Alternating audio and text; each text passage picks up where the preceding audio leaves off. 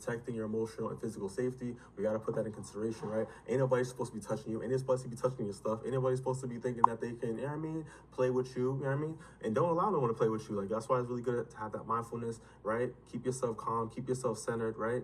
Advocate for yourself, talk to who, and I know they be doing this too, like, oh, don't be snitching, don't be doing that stuff like that too, but real spill, like, speak to somebody, right? So you gotta speak to somebody. Because ain't nobody finna think that they can get away with touching you, touching your stuff, and just having this crucial bullying behavior. It won't be tolerated, right? And I really want you to have that for yourself. But off rip, like I said, tell a trusted adult, right? We have teachers, counselors, proactive people, right? Find someone that you feel as if that you can have a connection with, or you're able to just, you know what I mean, have that brief conversation with, right? And be honest. Right, like once again, we have family members, we have coaches, people who are able to can intervene. If you feel like you can't speak for yourself, talk to someone else that can do it for you. You heard? AKA, for instance, a lawyer. You feel me? And on a side note, but it's like you see how a lawyer is able to advocate for someone else that's going through a certain dilemma, right? So, I mean, have someone fight for you, right? Have someone fight for you. Find your support system. Find a trusted adult. You know what I mean?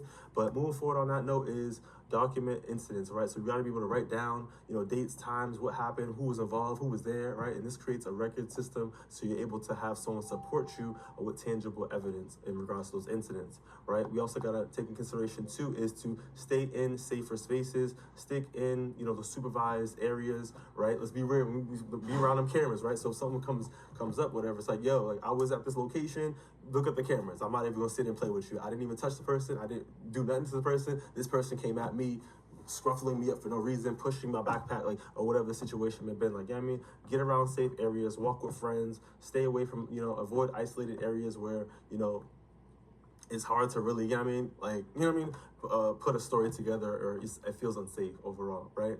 In addition to that as well, I want to be able to include and set boundaries, right? Clear statement. Someone says no, it means no. Someone says stop, they mean stop. Someone says leave me alone, right? Or if I don't want to walk with you, I don't want to walk with you. So you be able to, in these certain situations, set those boundaries, do what's best for you, and make sure they're clear statements. Next is going to be emergency safety, right? So if you feel like you're in physical harm, don't hesitate, A lot of us out here, we have our phones. Call, a loved one, call the police if you need to. Make sure that like you have your emotional and your emergency safety that is going to be taken as a priority, that's taken serious, right? When you're in physical harm. Ain't nobody should be touching you, period.